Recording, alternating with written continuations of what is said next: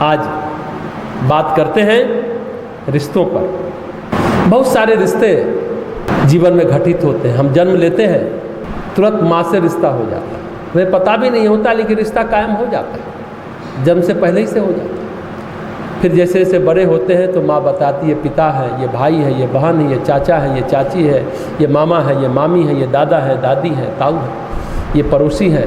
फिर स्कूल जाते हैं तो दोस्त होते हैं, कितने सारे रिश्ते विकसित हो जाते हैं, समाज के सारे लोग मिलते हैं, फिर नौकरी करते हैं, बाहर जाते हैं, नित्य नए नए रिश्ते कायम होकर चले जाते हैं। लेकिन सभी रिश्तों का सच क्या है? ये रिश्ता क्या कहलाता है? ये रिश्ता क्या होता है?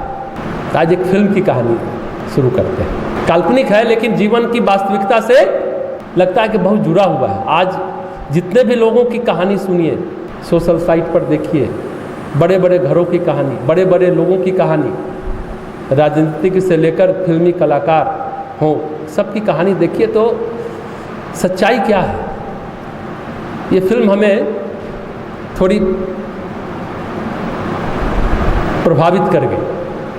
है कॉमेडी, अगर ध्यान से सुनेंगे और सोचेंगे तो लगे कुछ नहीं है, सिर्फ हास्य बोध है, हास्य की बातें, ऐसा थोड़ी होता है लगेगा आपको, लेकिन ऐसा होता है।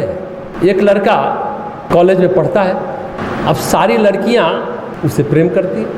अब डीन ने उस लड़के को एक लड़की के साथ आपत्तिजनक अवस्था में देख ली, उसकी शिकायत हुई, उसको सस्पेंड कर दिया गया। अब उसके लिए कॉलेज की जितनी लड़कियां सब हड़ताल करती हैं, नारेबाजी करती हैं कि आप लड़के को रिस्ट्रिकेट क्यों कर दिए। सारी लड़कियां विरोध करती हैं। क्यों करती है? क्योंकि वो सारी लड़कियां उस लड़के से प्रेम करती हैं, सारे लड़कियों का प्रेमी है। सारी लड़कियां भी ये जानती है वो दूसरी लड़की से संबंध रखता है, आपस में जानती है हर लड़की से उसका संबंध है, पर किसी लड़की को किसी अन्य लड़की से ईर्ष्या नहीं होती है, पर सारी लड़कियां उसी को अपना प्रेमी मानती हैं। ऐसा कहीं होता है? नहीं होता है। पर हमारे एक मित्र कहते हैं कि साउथ इंडिया की पिक्चर में ऐसा होता है। जब डीन के पास शिकायत पहुंचती है आपत्तिजनक स्थिति में, तो डीन रिस्ट्रिकेट करता है, सारी लड़कियां उस प्रोटेस्ट करती है। ऐसा कैसे हो सकता है? और मजे की बात है, लड़का किसी लड़की को ज़्यादा भाव नहीं देता है, लड़कियां ही उसके पीछे पड़ी रहती हैं। कॉलेज का जो काउंसलर है वह भी एक लेडी है। अब उस लड़के को उस काउंसलर के पास भेजा जाता है। लड़का बोला, जब उससे पूछा कि तुमने इस अवस्था में तुमको देखा गया, आखिर तुमने ऐसा क्यों किया? तो लड़का क्या बोलता है, ध्यान से सुनिए। परीक्षा का समय था, मैं लड़की को थोड़ी बुला कर लाया था, लड़की ही मुझे बुला कर ले गई थी। दूसरी बात, उसका स्ट्रेस लेवल बहुत ज़्यादा था। अब उसका स्ट्रेस लेवल घटाना था ताकि वो अच्छे से परीक्षा दे सके। उसने कहा मेरा स्ट्रेस लेवल घटा दो, खुद ही आकर गोद में बैठ गई। फिर मैं क्या करूं? मैं करूं क्या? मैंने सोचा एक तरफ वैल्यूज है, दूसरी तरफ इसका स्ट्रेस लेवल है, परीक्षा का समय है, परीक्षा क्लियर करना है। लड़का क्या बोलता है, ध्यान से सुनिए। मैंने उसके लिए अपनी ज़िंदगी के वैल्यूज को कुर्बान कर दिया। अरे मैडम, आपको थैंक यू करना चाहिए ना। मैं रिस्ट्रिकेट कर दिया जाता हूं जहां मुझे थैंक यू करना चाहिए। ये बोलता है कि मैंने उसका तो स्ट्रेस लेवल घटाने के लिए ये काम किया, वैल्यूज को त्याग दिया, आपको मुझे थैंक यू करना चाहिए, आप मुझे रिस्ट्रिकेट कर रहे हैं। अब ऐसे ही विचित्र विचित्र बात वो हीरो कहता रहता है। उस फिल्म में जो सिचुएशन क्रिएट होते रहते हैं, एक बार वह लड़का झूठ बोलता है तो उसके दोस्त का एक्सीडेंट हो जाता है, कभी उसके दोस्त को कुछ चोट लग जाती है, कभी गाड़ी से गिर जाता है, कभी कुछ हो जाता है। दोस्त बोलता है तुम झूठ क्यों बोलते हो? जब जब तुम झूठ बोलते हो ना तब तब मुझे चोट लग जाती है। देखो अभी तुम झूठ बोले ना, देखो हम गिर गए ना।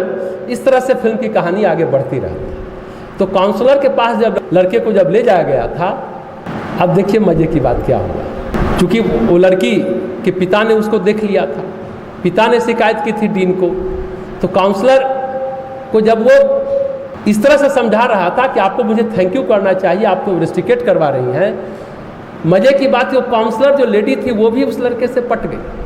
अच्छा, ऐसे स्ट्रेस लेवल घटाया जाता है? देखो मैं भी आजकल बहुत स्ट्रेस में हूँ, मेरा भी स्ट्रेस लेवल घटा दो। तो इस दुनिया में ऐसी कहानियाँ चलती रहती हैं। अब कहानी आगे बढ़ती है। लड़के का परिवार और एक और परिवार है दोनों एक दूसरे से परिचित हैं, तो ये तो हीरो है, और दूसरा परिवार जो परिचित है उसमें वो हीरोइन है, वो लड़की है। वो दोनों परिवार एक दूसरे को जानते हैं। लड़के की बहन की ननद का बेटा है सर। अब वो लड़की जो हीरोइन है इस लड़के को आवारा समझती है, लेकिन लड़की के परिवार वाले लोग समझते हैं कि बहुत बढ़िया लड़का है, अच्छा लड़का है, सबका केयर करता है, किसी का दिल नहीं दुखाता है, सबका ख्याल रखता है, समझे ना, सबका ध्यान रखता है, इतने सारे गुण हैं उसका, है ना। उस लड़के की बहन की ननद की बेटी है वो हीरोइन। अब वो लड़की सोचती है कि इतनी लड़कियां प्रेम करती है, ये इतना आवारा है, हर एक से फ्लर्ट करता है, तो क्यों सब इससे प्रेम करती है, आखिर कुछ तो बात होगी, कुछ तो गुण होगा।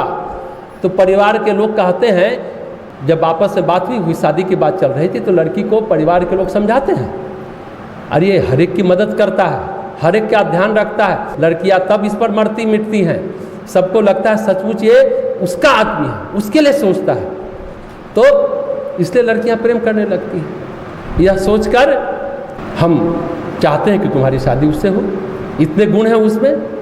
अब वो लड़का सबको लेकिन कहता है हम प्रेम नहीं कर सकते, आपको कोई मदद चाहिए तो हम दे सकते हैं। अब कोई प्रपोज करता था तो हर एक सप्ताह उस सिनेमा में दिखाता है कि एनिवर्सरी मनाता है, हर सप्ताह जिस दिन प्रपोज किया उसका एनिवर्सरी मनता रहता है।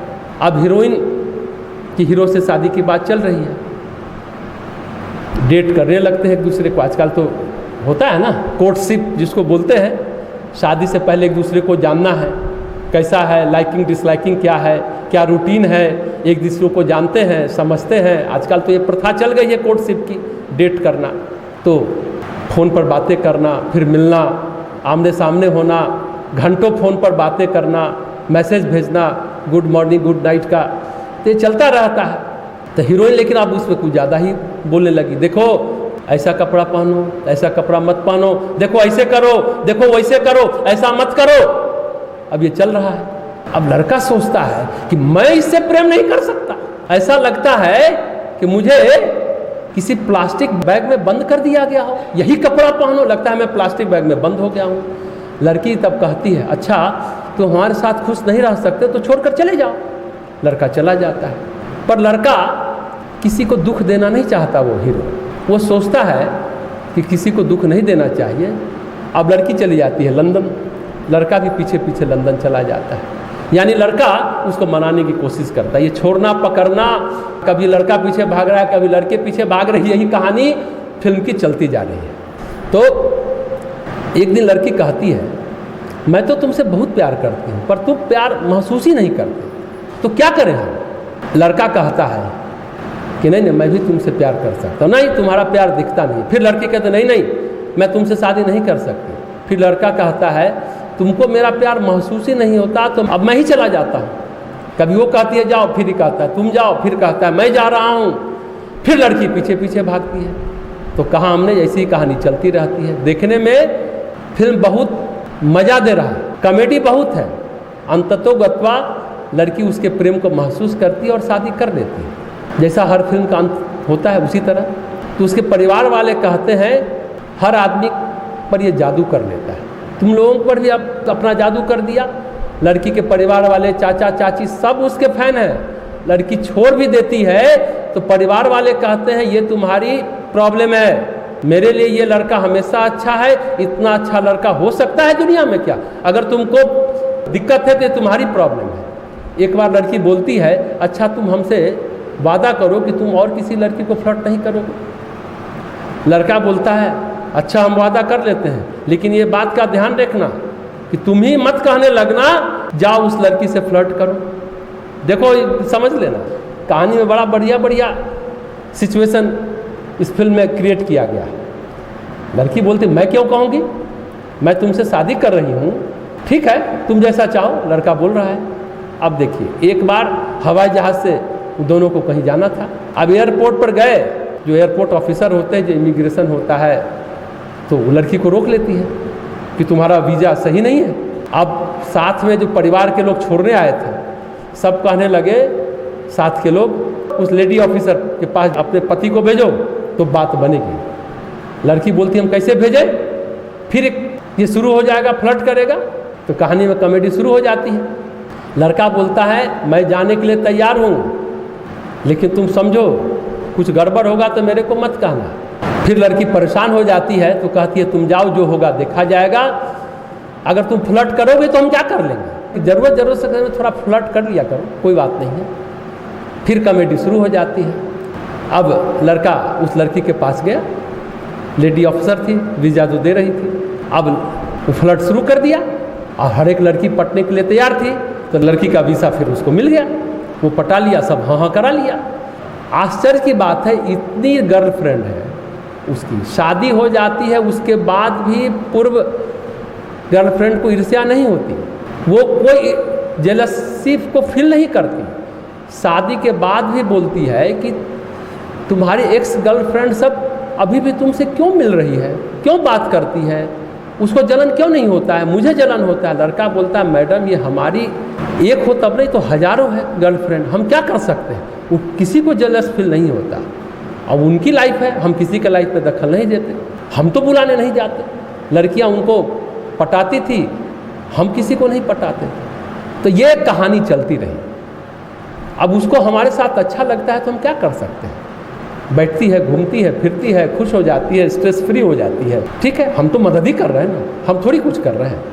तो ये बोलती है लड़की सब उसका एक्स गर्लफ्रेंड हुए तो क्या हुआ, तुम्हारे साथ हमें अच्छा लगता है क्योंकि हम सबकी मदद करते हैं, ऐसा लड़की सब बोलती रही।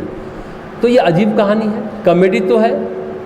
एयरपोर्ट वाली घटना के बाद जब वीज़ा मिल जाता है, हवाई जहाज में बैठती है तो पत्नी अपने पति को कहती है, हीरोइन हीरो को कहती ये नहीं सुधरेगा। लड़का कहता है मैंने कब कहा था कि मैं जाऊं, तुम्ही ने भेजा था ना, मैं तो तुम्हारी आज्ञा का पालन कर रहा था। अच्छा, ढूंढ ढूंढ कर मेरी आज्ञा का पालन करो। तो इस फिल्म का नाम है मिस्टर मजनू, तेलुगु में है ये फिल्म। फिल्म कलाकार नागार्जुन है, उनका छोटा बेटा है अखिल अक्की, उन्होंने ये फिल्म बनाई है। ये कहानी सुनाने का मतलब क्या है, रिश्तों का सच बता रहे थे। रिश्ते आजकल ऐसे ही हैं, एक साथ कितने लोगों को डेट करते रहते हैं, सभी प्यार की तलाश में, प्यार चाहते हैं। इस तरह प्यार मिलता है क्या? जीवन की पहली और आखिरी मांग प्रेम है। धन पद यश से खुशी नहीं आती, जीवन संतुष्ट नहीं होता, जीवन पूर्ण नहीं होता।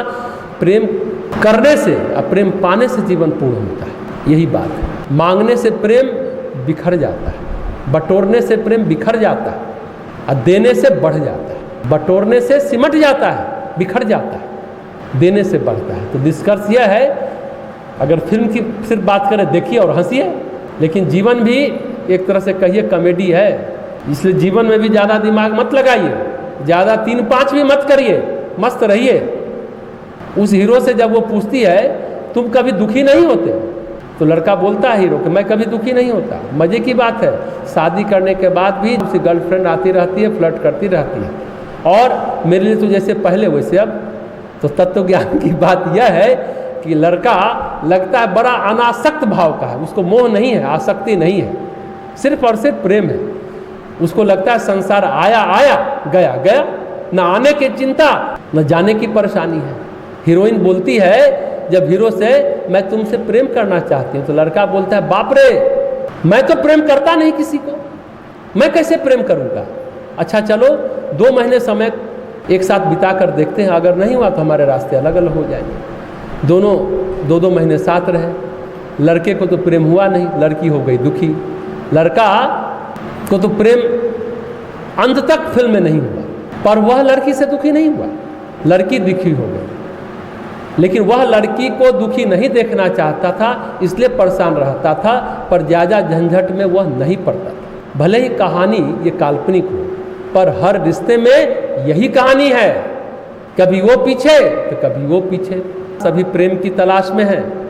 एक रिजवी साहब है, उनकी एक कविता है, मैं जब भी बुलाऊं तुम्हें कहो आओगे, राह के चट्टानों को तोड़ती जैसे आती है नदी वैसे तुम आओगे, पत्थरों के बीच जैसे निकल आते हैं फूल वैसे तुम आना, जब मैं याद करूं तुम्हें कहो लौटेंगे, महीनों की हार कपाती ठंड के बाद जैसे लौटती है बसंत की गुनगुनी धूप वैसे लौटेंगे, पतझड़ के बाद पेड़ों पर हरे हरे पत्ते, अपरिचित शोर में दोस्त की आवाज़ की तरह, सन्नाटे में संगीत की तरह, अंधेरी बंद सुरंग में ताजी हवा और सुरंग की तरह। अच्छा लगता है सब सुन के, मन को बहलाने के लिए कहते हैं ना, गालिब ख्याल अच्छा है।